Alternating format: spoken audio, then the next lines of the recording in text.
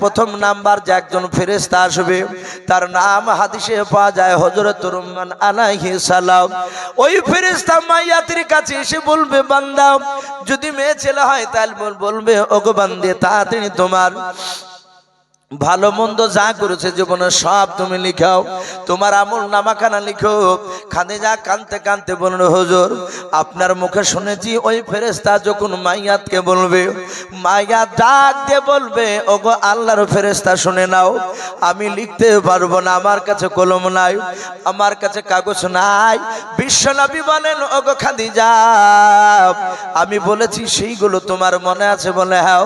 খাদিজা বলল, হুজুর ওই রুম্মান ফেরেশতা বলবে, ভাই তোমার যে হাতে 5টা আঙ্গুল রয়েছে? বলে হ্যাঁ। এই আঙ্গুলগুলো কলমে পরিণত হয়ে যাবে। এই বান্দা তোমার সামনেকার কবরের মাটিটাও কাগজে পরিণত হয়ে যাবে, তুমি শুধু একটু ইশারা করো।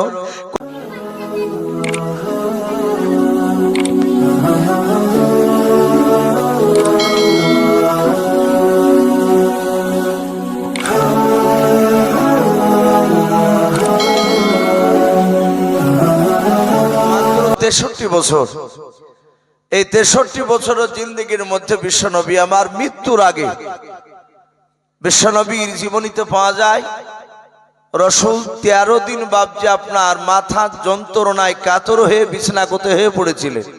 কজন বললাম ভাই? 13 দিন। এই 13 দিন বিশ্বনবী আমার এক নাই দুই নাই রাসূলের জীবনীতে লিখেছে, নবী জিন্দা অবস্থায় নবী আমার মসজিদে নববীতে ইমাম হয়ে সাহাবাদেরকে নামাজ পড়াতে পারেননি। কত ওয়াক্তের মনে আছে ভাই আপনাদের কারো? নবী ক ওয়াক্তের ফরজ নামাজ ইমামতি করতে পারেননি। অনেকে হয়তো শুনেছেন, মনে নেই। বিশ্বনবী টোটাল মৃত্যুর আগে 17 ওয়াক্তের ফরজ নামাজের রাসূলুল্লাহ ইমামতি করতে পারেননি। যেমন ফজরের নামাজ 1 ওয়াক্ত, জোহর 2 ওয়াক্ত, আসর 3 ওয়াক্ত, এইভাবে নবী মৃত্যুর আগে টোটাল 17 ওয়াক্তের ফরজ নামাজের ইমামতি করতে পারেনি। এই 17 ওয়াক্তের নামাজের ইমামতি কে করেছিলেন? কিতাবে লিখেছে, সারা পৃথিবীর শ্রেষ্ঠ রাসূলুল্লাহর বাবজি বন্ধু, খুব জানের সাথে, তিনার নাম হযরত আবু বকর সিদ্দিক রাদিয়াল্লাহু তাআলা আনহু। আমরা সকলেই জানি যে রাসূলের বাড়ি বাবজি মসজিদে নববী থেকে আমার রহমতের নবীর বাড়ি আর মসজিদে নববীর একটাই দেওয়াল ছিল। যারা হাজিরা হজ করতে গিয়েছেন তারা আশা করে দেখেছে রাসূলের ঘরে দরজা খুললি মসজিদে নববীতে পা পড়তো। তো সেইখানে আমার বিশ্ব নবীর সাহাবায়ে কেরাম তারা নামাজের টাইমের দিকে লক্ষ্য করে তারা কাতার বেঁধে বসে যেতেন। একদম সামনেকার কাতার থেকে নিয়ে তারা কেউ কথা বলতেন না। সাহাবারা জানতেন বিশ্বনবী বলেছেন মসজিদে গিয়ে দুনিয়াদারি কথা বলা যাবে না।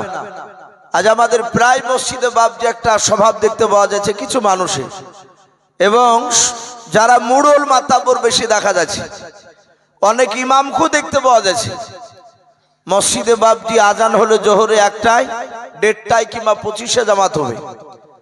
দেখা গেল 10-এ এসে নামাজ 4 রাকাত সুন্নাত পড়ে মসজিদের বারান্দাতে বাবজি বসে ইমাম মুসল্লি গল্প শুরু হয়ে যায়। অনেক লোক মসজিদে গিয়ে নামাজ পড়তে গিয়ে তাদের কষ্ট হয়। এগুলো প্রায় মসজিদে বাবজি এই রোগ দেখতে পাওয়া যাচ্ছে। কিন্তু সাহাবারা এইভাবে বারান্দাতে গল্প করতেন না। তারা জানতেন বিশ্বনবী বলেছেন যে আগে গিয়ে নামাজে মসজিদে বসতে পারবে তার একটা উট দান করার সমান সব পেয়ে যাবে। বলুন আলহামদুলিল্লাহ।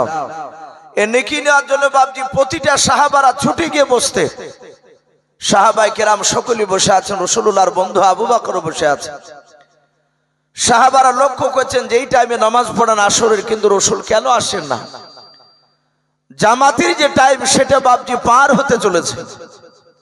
হযরতে আবু বকর সিদ্দিক রাদিয়াল্লাহু তাআলা আনহু রাসূলুল্লাহর হুজরা খানার দিকে দরজার দিকে তাকাচ্ছেন, দরজা কেন খুলে আসছে না? আল্লাহ রাসূলের সাহাবা আবু বকর সিদ্দিক রাদিয়াল্লাহু তাআলা আনহু ওমর ফারুক রাদিয়াল্লাহু তাআলা আনহুকে ডাক দিয়ে বললেন, ওগো আমার বন্ধু আমার বিশ্ব নবী কেন ঘর থেকে বেরোয় নাও? আল্লাহ রসুলের সাহাবার আর মসজিদে নববীর বাবজি না বিশ্ব নবীজির ঘরের দরজার কাছে গিয়ে আল্লাহর নবীজির দরজার কাছে গিয়ে সালাম দিলেন, আসসালামু আলাইকা ইয়া রাসূলুল্লাহ ইয়া হাবিবাল্লাহ।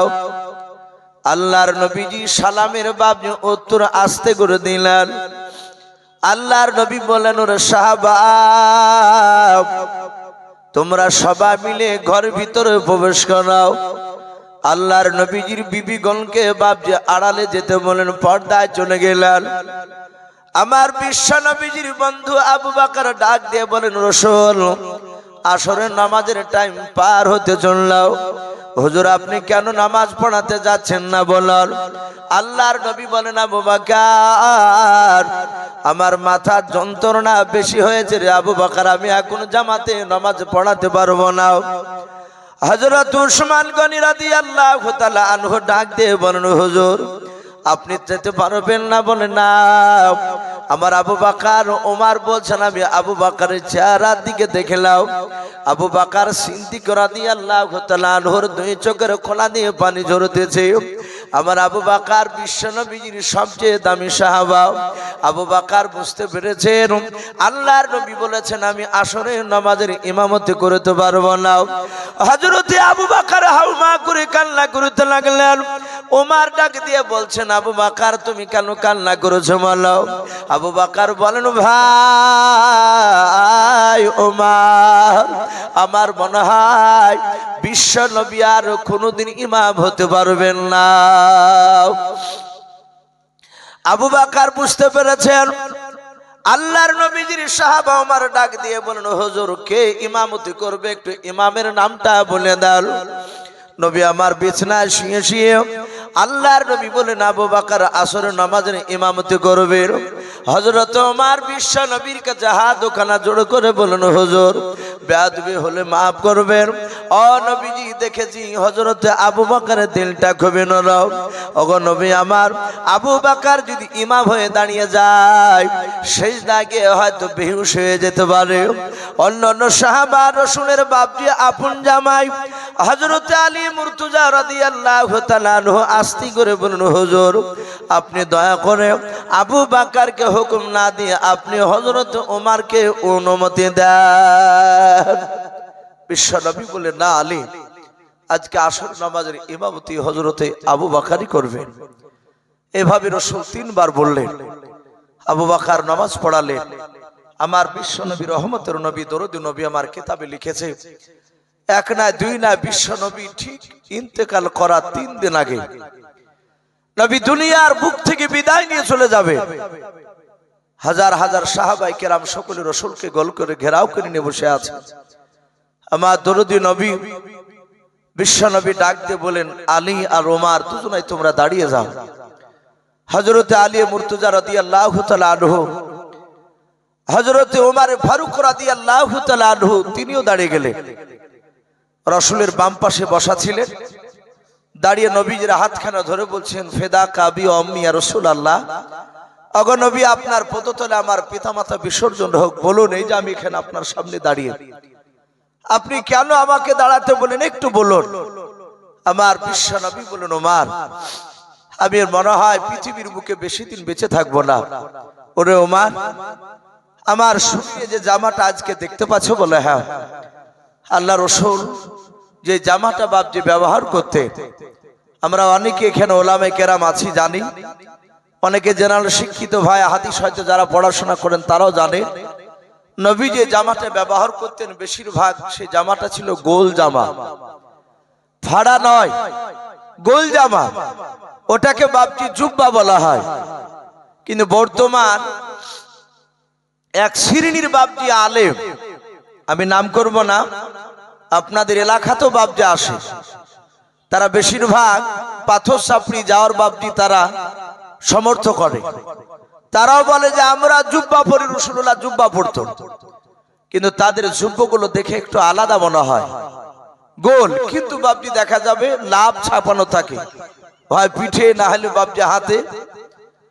তো আল্লাহ রসুল বাপজি ওই লাভ ছাপানো জুব্বা ব্যবহার করতেন না, কিন্তু জুব্বা গোল জামা ব্যবহার করতে।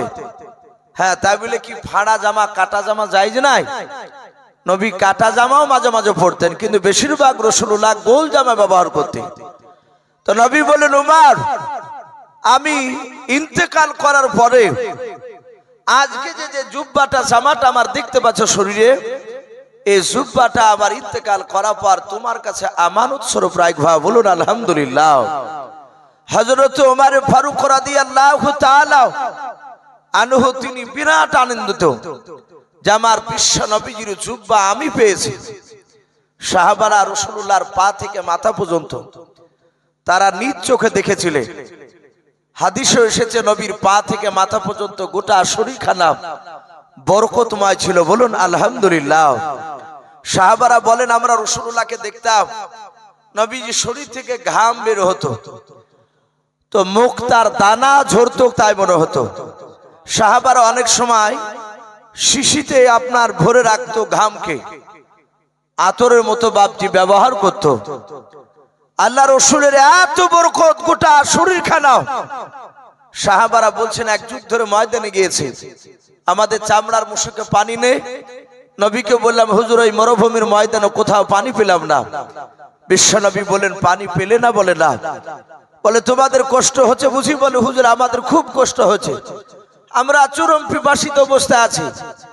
আল্লাহ রসুল এইভাবে হাতখানা এভাবে ষাট করলে, ষাট করে বলেন, সাহাবারা এসো, আমি তোমাদের রসুল, আমার এই হাতের ভিতর থেকে পানি বেরোবে, সে পানি তোমরা নিয়ে পান করবা। আল্লাহ রসুল এইভাবে চামড়ার মুশকের উপর হাত দিলে সাহাবারা বলছেন, খোদার কসম করে বলে আমরা দেখলাম নবীজির দুই আঙ্গুলের ফাঁক দিয়ে ঝরঝর করে পানি ঝরতে লাগলো। বলুন আলহামদুলিল্লাহ। ওনারা বলেন যে আমরা ওই পানি ব্যবহার করলাম, এত বরকতময়, এত সুস্বাদু পানি, এর পূর্বে আমরা ওই ধরনের অত সুন্দর পানি আর পান করি নাই। বলুন আলহামদুলিল্লাহ। তো নবী আবার পুরা বরকতময় সেই নবীর জুব্বা হযরত ওমর, তিনাকে রাসূলুল্লাহ বলেন, এই জুব্বাটা তুমি আমার কাছে রাখবা। আমরা আরো জীবনী পড়েছি রাসূলুল্লাহর বাপজি অর্ধাঙ্গিনী বিবি খাদিজাতুল কুবরা রাদিয়াল্লাহু তাআলা আনহা। ওনার জীবনে আপনারা অনেকে শুনেছেন, যার ব্যাপারে বলা হয়েছে বিশ্ব মহান রব্বুল আলামিন এই খাদিজাতুল কুবরাকে আল্লাহ রব্বুল আলামিন জিবরিলের মারফতে সালাম পাঠিয়েছিলেন। বলুন আলহামদুলিল্লাহ। যেই মেয়েটাকে বাপজি স্বয়ং আল্লাহ সালাম পাঠায়, সেই মেয়েটা জাহান্নামে যেতে পারে? কথা বলে। এবং নবী আমার দুনিয়ার বুকে 10 জন বাপজি আপনার নারী আর পুরুষকে মিলে রাসূল জিন্দা অবস্থায় 10 জন নারী আর পুরুষের নাম রাসূলুল্লাহ জান্নাতের খুশখবরি শুনিয়ে দিয়েছিলেন। এই তার মধ্যে খাদিজাতুল কুবরা উনি একজন। কিতাবে লিখেছে খাদিজাতুল কুবরা সামান্য এক টুকরা ছিটের জন্য বাপজি রাসূলুল্লাহর কাছে কেঁদেছিলেন। ওনার জীবনীতে এসেছে নবী আমার রজব মাসে বাপজি মেরাজ থেকে ফিরে আসার পরে, যেমন আপনাদের মসজিদ রাসূলুল্লাহর মক্কার মসজিদে হিজরত করার আগেই রাসূলুল্লাহ মেরাজে গিয়েছিলেন। কে বলেছেন 49 বছর বয়স নবীজি, কে বলেছেন না 51 বছর বয়সে নবী আমার ওই মেরাজে গিয়েছিলেন। আমরা জানি 53 বছর রাসূলুল্লাহ মক্কাতে ছিলেন, আর বাকি 10 বছর আপনার বলা হয়েছে 53 থেকে নিয়ে 63 পর্যন্ত, এই 10 বছর রাসূলুল্লাহ মদিনাতে ছিলেন। বলুন আলহামদুলিল্লাহ।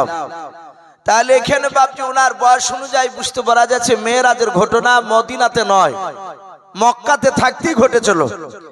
তো নবী আবার মেরাজ থেকে ফিরে এসে সাহাবাদের সামনে সকালবেলা বয়ান করেছিলেন। সাহাবাদের কাছ থেকে আলোচনা করে রাসূলুল্লাহ সুজা তার বিবি অর্ধাঙ্গিনী খাদিজাতুল কুবরার কাছে গেলেন। যে খাদিজাকে ডাক দিয়ে বলেন, খাদিজা শোনো। খাদিজা ছুটে আসেন, বলে হুজুর বলুন। বলে আমি গত রাত্রিতে আমি আরশে আজিমে গিয়েছিলাম আল্লাহর সাথে দেখা করতে।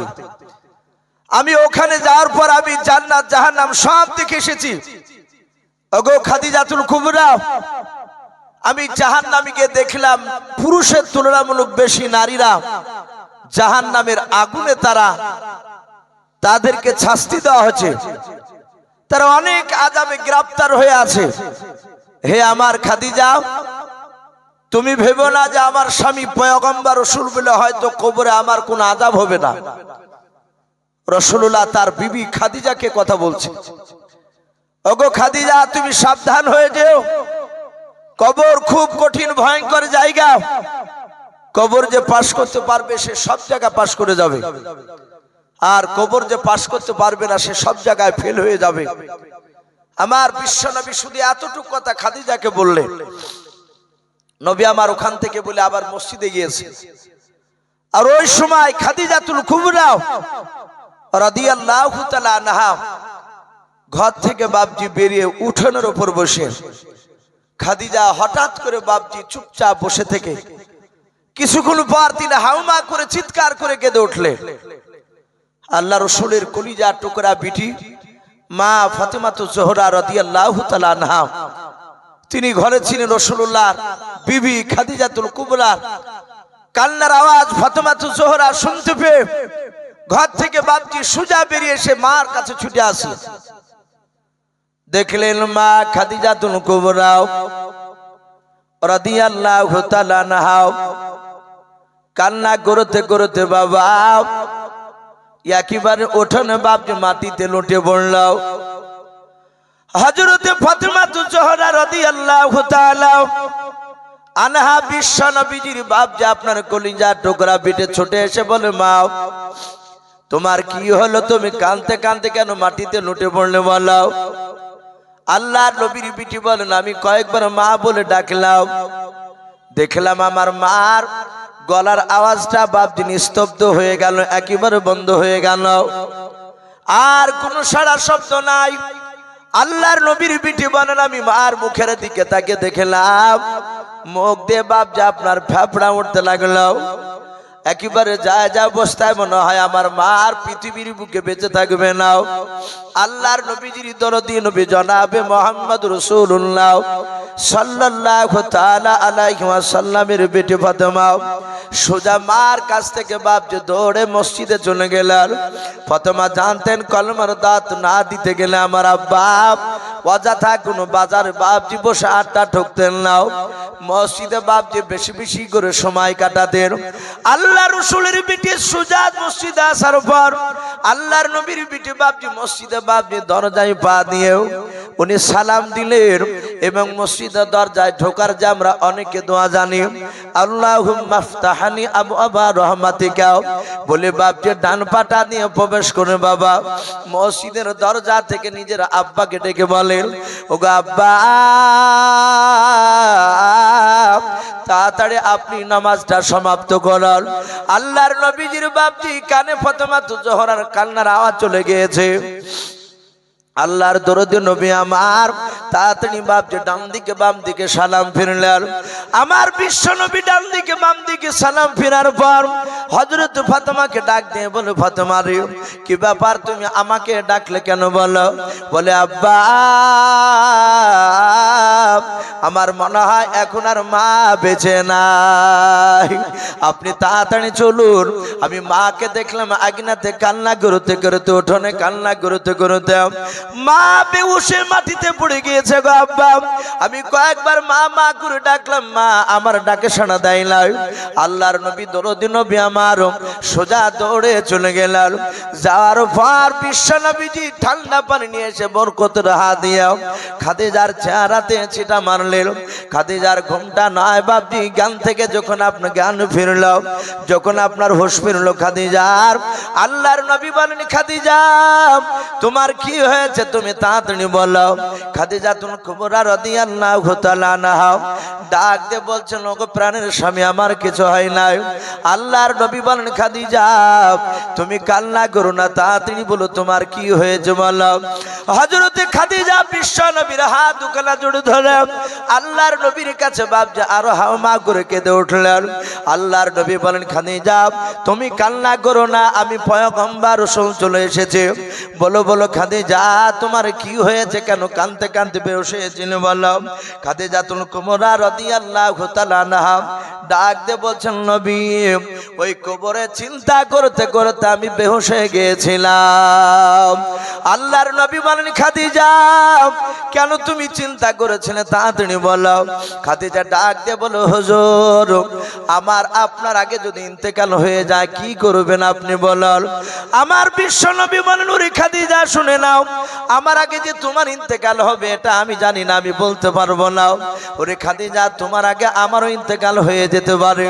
খাদিজাতুল কুবরা ডাক দিয়ে বলো হুজুর যদি আপনার আগে যদি আমার ইন্তেকাল হয়ে যায় আপনি কি করবেন বলেন।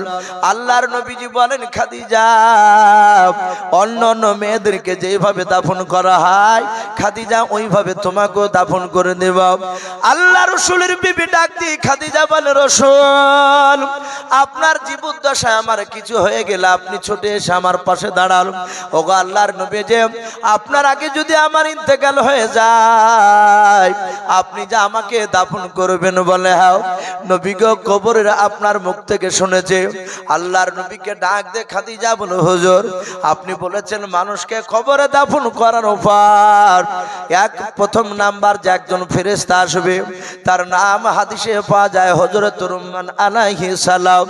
ওই ফেরেশতা মাইয়াতের কাছে এসে বলবে বান্দা যদি মেয়ে ছেলে হয় তাহলে বলবে ওগো বান্দে তাড়াতাড়ি তোমার ভালো মন্দ যা করেছে জীবনে সব তুমি লিখাও, তোমার আমল নামাখানা লিখো।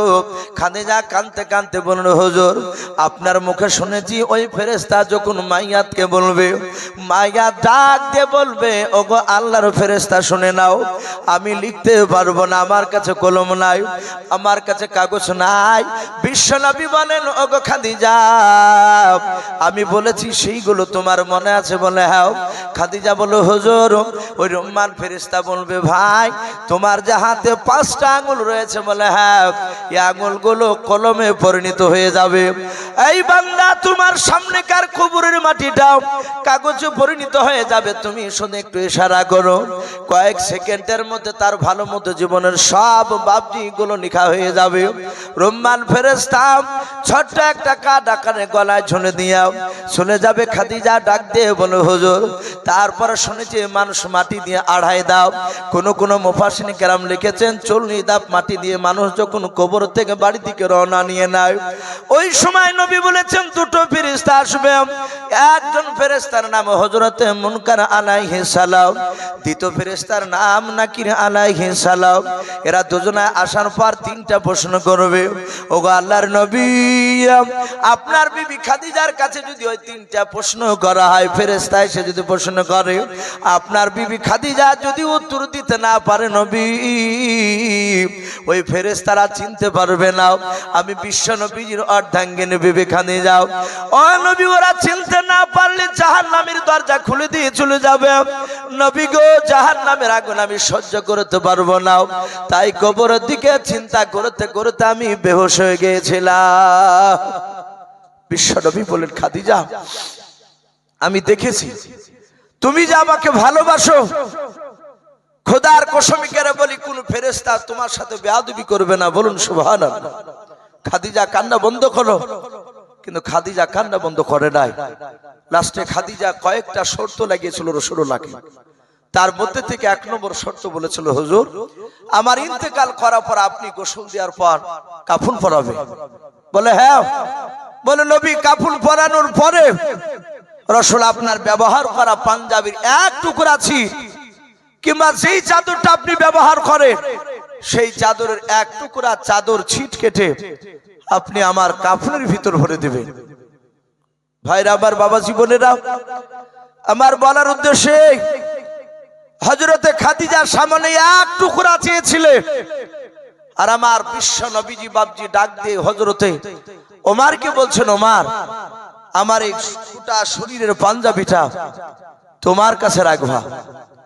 হযরত ওমর সাহাবাদের সামনে হাসছে যে রাসূলুল্লাহর জুব্বা আমি পেয়েছি।